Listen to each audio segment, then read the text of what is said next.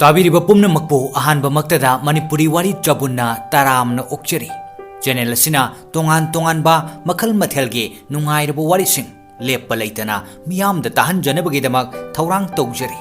थौरांग तौदुना लैरबा वारीसिंग अदुगी मरक्तगे ngasi मयामदा ताहनजगदौरिबा नुंगसी नुंगोलदा युमफम ओइबा वारी मसा असि थाबलै लैनम हाइना मिंगथोले हौजिक मयामदा सिनजरी वारी मचा थाबलै लैनम चिकन चौमिन चारब मतुंगदा सूप स्पेशल कॉफी अदुदगी कोल्ड ड्रिंक्स लाई ओक्नरुरबरा करीनो पंचादा चाबदा फंगथक्ता थकपदा पंखाउदा हाउरदुना महाकी चखाउ अदु पंचंद चनख्रे तोइना लन सामिनबदगी रेस्टोरेंट अदुगी मैनेजर नसु मखोई अनिबो सक फजन खंगलबनी अवांग थंगबा का अदुगी काचिंदा थारिबा टेबल दो मबानी की रिजार्व कोमना लैरबनी छात्र ओइरिङै मोहेना मफम असिदा मरक मरकता लाक्लमी ममानब खरगा कॉफी थक्तुना नोक खेदुना अचत अवो कयागी फजबा फजदब येंगनी लैसाबी सिंगी मरमदा कमेंट कया मरुम पिनदुना पामी पामदे मरई तौनगनी मदु हौख्रब पुंसिगी तांकक अमनी ममित उइसिंदुना हंगन्ना असुम येंगलुबदा मतमना असुक यांगना चेलंबदुदा मथंता अंगकपा अमा पोगलखी ममीगुमना चटमिन्नरंबा ममानबसिंग अदु मथंग मथंग मयुम मकई पानखिबदगे तपना तपना मथंता नाइतोम ताहुई मफमसिदा चंगदबा तनबा हौरकी नोंमदी मथंता तरक तरक चंगलुई ए तामो उखिदब कुइरेने तामोगी गेंग अदुसु उखिद्रे मखोई कदाई चटख्रे मखोइना सोतु सोतु हाइना कौबा वेटर ओइरिबा चही 12 12 मुक सुरबा नेपाली नुपा मचा अदुना हंगलकपा वाहंगनी मयुम मकई लोइन पानख्रेने अदुना उद्रिबनी खंगब्रा सोतु अदु तामुगी तैमदी कदाइनो उदेना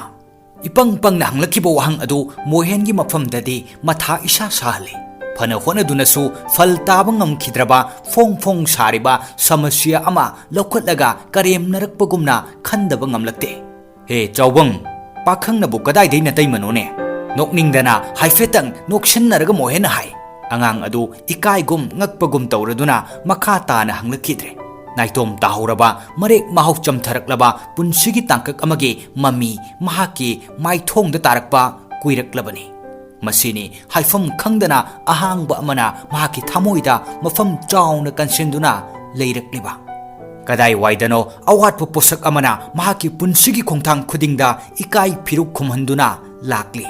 मरक मरकता मथंता वाकिंग चले अवाटपा अहांग पोसकसिंगी मरमदा खल्लदुना वाखल खन्ना खन्ना नुमित चुप्पा कंगला पाकी फुटपाता पांदम याउदना चटपा मखै चटुरबा तुंगदा महाकी हक्चांग अमदी वाखल अनिमक खंगतन तनथरकपा इचोक चोकथरकपा हौरकी रेस्टोरेंट अदुदा मोहेन सुगु उखिद्रे पुंसी हाइबसी तांकक नाइबा लीला अमनी थेंगना थुंगलुरबसु पुंसीदा बसंत चंगलकलबदा फजदब पोसक करीबु लैरिबगे महाकना मल्ले सिंथानब याद्रे हाइदुना हुंदुकलुरबा कंगला पाकी मीन चिल्लबा अकोइबा जगा असिसु बसंतगी यनिंग हुलकपगुम तौखरे अनौबा लायोंग असि हौरखिबा पंकुई कुइद्रिबनी नुमित्तु मोहेन पियोन तोमचौना टेबल मथक्ता थमलंबा चा ग्लास तु खजिक खजिकतंग चिंगलदुना डायरेक्टरना अकाउंट ऑफिसर द सिनरंबा ड्राफ्ट अमा टाइप नमथोकनबा होटनदुना लैरि मागी कागी हांदोक्तुना लैरिबा थोंनाउदुदा हाइरप हाइरप चेपथरगा अमुक अमुक येंगलुई रिसिप्ट टेबल द फमलिबी क्लार्क अदुदनी महाकना येंगलिबदु टाइप नंबर लोइरदुना उपु मनुंगदगे नहान मखै नमसिंदुना लैरकलबा फाइल खरा लौथोकलगा करी करीनो खरा इबा हौरकपदा ngairi थबक चेलिंगैदा पंगेत येपा हाइबदु थोकलत्रा एप्लीकेशन अमखक्ता नमथोकपियुबा तामो येंखल उबदा मोहेन मसादु स्वाइ लाउखी थबाकी मिहुलदु दंग दंग चोंगलखी ngasi ngarang manghadasु udunata leiraba maithongduna khoirum momon tawduna manakta leplambaduda thajaba ingam ngamjade ngaihaktangdi ingau ngauroduna kari haidongno khangludre a phani namjage ngaihaktangdi ngaibiba tarene chokri ama thangdoklaga famhallaga typewriter do amuk thangdore table ama chokri ama adudagi akoibada kheliba amanba upu kharada amanba file singi mapun mapun sing kari sulaitraba tantaraba fakchilaba ka aduda ngasidi nungsirba changi manam amakhakna mohengi punsibo ithak irang hauhallare chahi nifu tungoinarumduna koiba samba itan tantarakpa mamanabasu sida hidaktagi hena tanglaklaba tangkakni Mohengi mamado haujikti yumlonnaba kairo laikaida mau anouba lakpada mabukning khoisaunare mahaki kada mathanta phamliba machanupadu tajasanu haiba matagum machanupida launa hek ngangi ibema chaksang panabada imadi wareni he nanama ama phangjarabadi nang sukharadi komjagadabani do khangdre nabung sina gyan tadabasida pumnamak nungda ising chaibaga chap manai nupi nahagi kadadi mohen haujik fawbada maithiduna talakde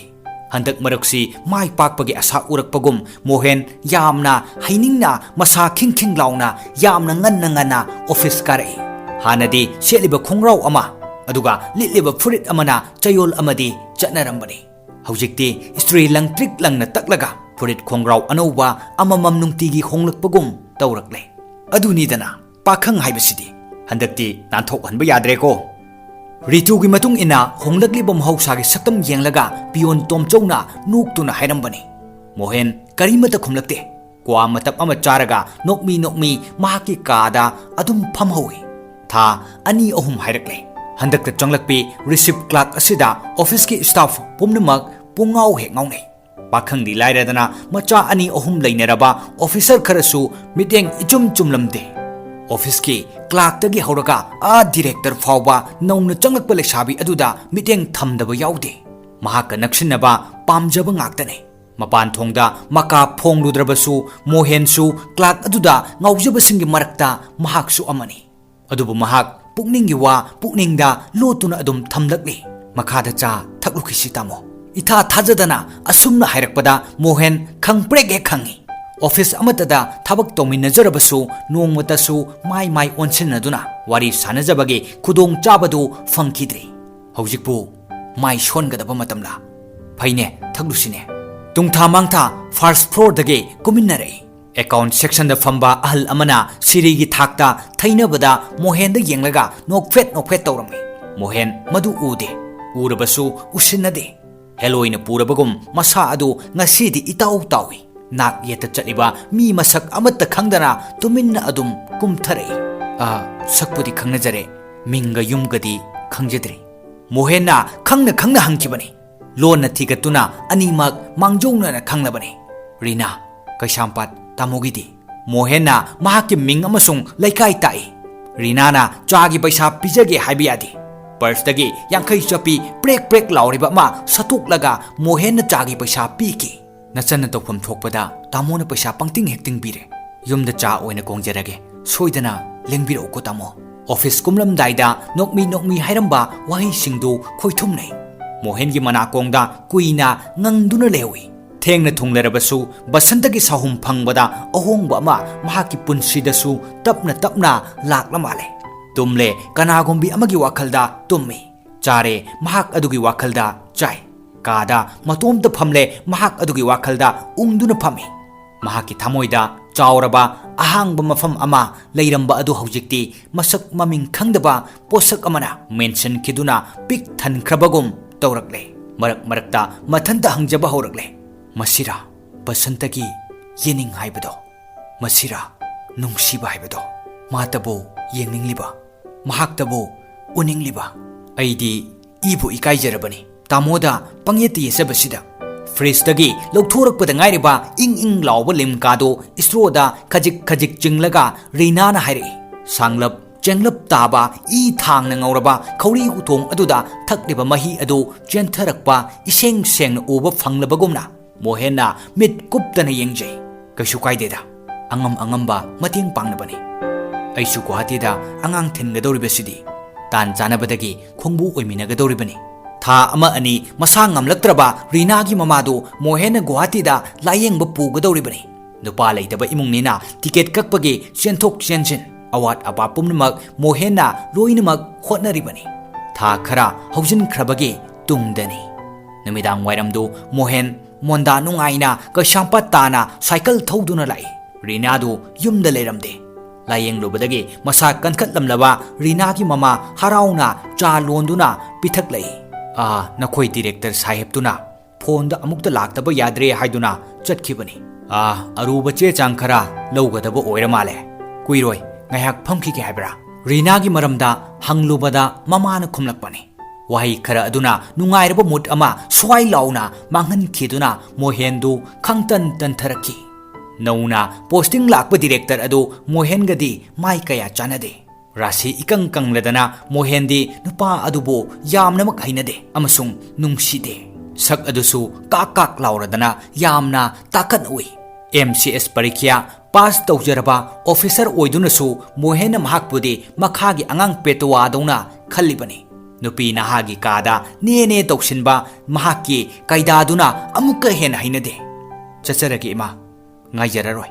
ꯆꯨꯝꯅꯒꯤ ꯏꯃꯥꯒꯤ ꯍꯛꯆꯥꯡ ꯀꯝꯗꯧꯔꯤꯕꯒꯦ ꯍꯪꯕ ꯂꯥꯛꯆꯔꯝꯕꯅꯤ ꯆꯥ ꯑꯗꯨ ꯃꯍꯥꯎ ꯌꯥꯎꯗ꯭ꯔ ꯃꯥꯜꯂꯦ ꯆꯤꯟꯕꯥꯅ ꯈꯖꯤꯛꯇꯪ ꯆꯨꯞꯂꯝꯂꯒ ꯑꯗꯨꯝ ꯊꯅꯝꯂꯦ ꯅꯣꯡꯉꯥꯜꯂꯛꯄꯗꯅꯤ ꯃꯍꯧꯁꯥꯒꯨꯝ ꯃꯃꯥꯅ ꯃꯆꯥꯅꯨꯄꯤꯗ ꯀꯔꯤ ꯀꯔꯤꯅꯣ ꯉꯥꯡ ꯁꯛꯂꯤꯕꯗꯨ ꯃꯣꯍꯦꯟꯅ ꯇꯥꯁꯤꯜꯂꯨꯗꯦ ꯃꯧ ꯊꯤꯕꯒꯤ ꯃꯔꯝꯗ ꯑꯣꯏꯔꯝꯕ ꯌꯥꯏ ꯃꯇꯝꯗꯤ ꯐꯅ ꯊꯦꯡꯖꯤꯟꯈ꯭ꯔꯕꯅꯤ ꯑꯗꯨꯕꯨ ꯃꯍꯥꯛ ꯑꯣꯐꯤꯁ ꯆꯠꯅꯅꯕ ꯇꯌꯥꯔꯤ ꯂꯣꯏꯗ꯭ꯔꯤ ꯀꯩꯗꯧꯔꯦ ꯏꯃꯥ ꯑꯌꯨꯛ ꯉꯟꯇꯥꯁꯤꯗ ꯏꯊꯥ ꯊꯥꯖꯗꯅ ꯔꯤꯅꯥ ꯍꯣꯏꯒꯤ ꯏꯃꯥꯗꯨ ꯎꯕꯗ ꯃꯣꯍꯦꯟ ꯏꯉꯛ ꯉꯛꯏ ꯏꯕꯨꯡꯉꯣ ꯃꯣꯍꯦꯟ ꯏꯃꯥꯕꯨ ꯀꯔꯤ ꯍꯥꯏꯔꯁꯤꯒꯦ ꯒ꯭ꯌꯥꯟ ꯑꯃꯃꯝꯂꯦꯅꯦ ꯏꯃꯥꯗꯤ ꯍꯣ ꯅꯆꯟꯅꯨꯄꯤꯗꯣ ꯆꯦꯜꯂꯛꯂꯦ ꯍꯥꯏꯗꯨꯅ ꯄꯥꯎ ꯂꯥꯛꯂꯦ ꯅꯍꯥꯛ ꯅꯠꯇꯅ ꯑꯩꯒꯤꯗꯤ ꯀꯅꯥꯗꯤ ꯂꯩꯔꯤ ꯍꯧꯖꯤꯛ ꯂꯧꯕꯤꯔꯨꯕꯅ ꯆꯨꯝꯒꯅꯤ ꯍꯔꯥꯎꯔꯤꯕ꯭ꯔꯥ ꯁꯥꯎꯅꯤꯡꯂꯤꯕ꯭ꯔꯥ ꯔꯤꯅꯥꯒꯤ ꯃꯃꯥꯒꯤ ꯃꯥꯏꯊꯣꯡꯗꯨ ꯀꯅꯥ ꯑꯃꯠꯇꯅ ꯍꯥꯏꯕ ꯉꯝꯂꯣꯏ ꯃꯣꯍꯦꯟꯗꯨ ꯐꯅ ꯀꯨꯏꯅ ꯀꯔꯤꯁꯨ ꯈꯨꯝꯂꯛꯇꯅ ꯎꯪꯗꯨꯅ ꯑꯗꯨꯝ ꯂꯦꯞꯄꯤ ꯉꯥꯏꯍꯥꯛ ꯂꯩꯔꯒ ꯉꯥꯊꯕꯣꯏ ꯇꯨꯊꯕꯣꯏ ꯁꯣꯐꯥ ꯑꯃꯗ ꯃꯈꯨꯠ ꯁꯧꯔꯒ ꯇꯞꯅ ꯐꯝꯊꯔꯛꯏ ꯃꯁꯥ ꯉꯝꯗ꯭ꯔꯕ꯭ꯔꯥ ꯀꯔꯤꯅꯣ ꯀꯨꯆꯨ ꯇꯥꯏꯐꯦꯠ ꯇꯥꯏꯈ꯭ꯔꯦ ꯃꯇꯥꯡ ꯑꯁꯤꯗ ꯊꯥꯕꯜꯂꯩ ꯂꯩꯅꯝ ꯍꯥꯏꯔꯤꯕ ꯋꯥꯔꯤ ꯃꯆꯥ ꯑꯁꯤ ꯂꯣꯏꯁꯤꯟꯖꯔꯤ ꯋꯥꯔꯤ ꯑꯁꯤꯗ ꯃꯇꯝ ꯀꯨꯏꯅ ꯕꯁꯟꯇ ꯂꯥꯛꯎꯗ꯭ꯔꯕ ꯃꯣꯍꯦꯟꯒꯤ ꯊꯃꯣꯏꯗ ꯅꯧꯅ ꯌꯦꯅꯤꯡ ꯍꯨꯜꯂꯛꯄꯗ ꯇꯥꯔꯤꯕ ꯄꯥꯎ ꯊꯣꯛꯂꯤꯕ ꯊꯧꯗꯣꯛ ꯑꯁꯤꯅ ꯀꯔꯝꯕ ꯁꯥꯐꯨ ꯄꯤꯔꯝꯒꯅꯤ ꯅꯧꯅ ꯌꯦꯅꯤꯡ ꯍꯨꯜꯂꯛꯈꯤꯕ ꯃꯣꯍꯦꯟꯒꯤ ꯊꯃꯣꯏꯗ ꯀꯔꯤ ꯐꯥꯎꯔꯝꯒꯅꯤ ꯍꯥꯏꯕꯗꯨ ꯇꯥꯕꯤꯔꯤꯕꯁꯤꯡꯅ ꯀꯃꯦꯟꯇ ꯊꯝꯕꯤꯔꯝꯃꯨ ꯃꯊꯪꯒꯤ ꯋꯥꯔꯤ ꯑꯃ ꯑꯃꯨꯛ ꯉꯥꯏꯗꯨꯅ ꯂꯩꯕꯤꯔꯝꯃꯨ ꯑꯇꯦꯟꯕ ꯃꯇꯝꯒꯤ ꯃꯅꯨꯡꯗ ꯁꯣꯏꯗꯅ ꯄꯨꯖꯔꯛꯀꯦ ꯃꯌꯥꯝꯕꯨ ꯏꯀꯥꯏ ꯈꯨꯝꯅꯖꯔꯒ ꯉꯁꯤꯒꯤ ꯑꯣꯏꯅ ꯃꯇꯥꯡ ꯑꯁꯤꯗ ꯇꯦꯟꯁꯤꯟꯖꯔꯤ